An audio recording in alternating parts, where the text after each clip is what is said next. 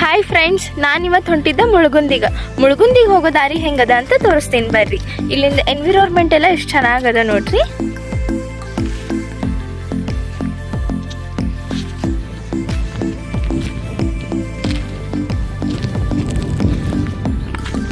ಅಲ್ಲಿ ನೋಡಿ ಅಂತಿರಲ್ಲ ವೈಟ್ ಕಲರ್ಸ್, ಅವರೆಲ್ಲ ಕಾಟನ್ ತೆಗಿತಿದ್ದಾರೆ.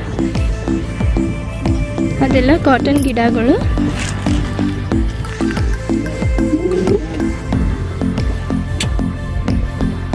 ಇಲ್ಲೆಲ್ಲ ಹೊಲ ಗದ್ದಿನ ಅದಾವ, ಆದ್ರೆ ಇಲ್ಲಿಂದ ರೋಡ ಬರೋಬರಿಲ್ಲ.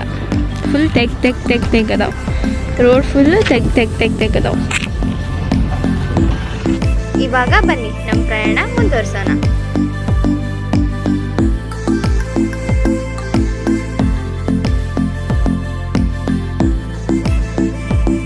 ಅಲ್ಲಿ ನೋಡಿ ಫ್ರೆಂಡ್ಸ್, ಅಲ್ಲಿ ಕಾಣ ಅಂತೈತಲ್ಲ ಸಣ್ಣದಾಗಿ ಅದೆಲ್ಲ, ಅವೆಲ್ಲ ಬಾತುಕೋಳಿಗಳು ಎಷ್ಟು ಚಂದ ಕಾಣ ಅಂತವಲ್ಲ ನೋಡ್ರಿ. ಇಲ್ಲೆಲ್ಲ ಕಡ್ಲಿ ಗಿಡ ಇವೆಲ್ಲ. ಅಷ್ಟೇ ಅಲ್ಲ, ಇಲ್ಲಿ ನಾವು ಬಳಿನೂ ಉಟ್ಕೋಬಹುದು, ಪೂಜೆಗೆ ಸಾಮಾನು ಎಲ್ಲ ಸಿಗ್ತದ ನೋಡ್ರಿ. ಇದು ದರ್ಗಾ ಎಂಟ್ರೆನ್ಸ್. ಇದು ಒಳಗೆ ಹೋಗೋ ದಾರಿ ಬರ್ತೈತಿ. ಹಿಂಗೆ ಹೋದ್ರೆ ಫಸ್ಟ್ ಒಳಗೆ ಹೋಗ್ಬೇಕಾದ್ರೆ ಈ ದೇವ್ರಿಗೆ ಕೈ ಮುಗಿದ ಒಳಗೆ ಹೋಗ್ಬೇಕು.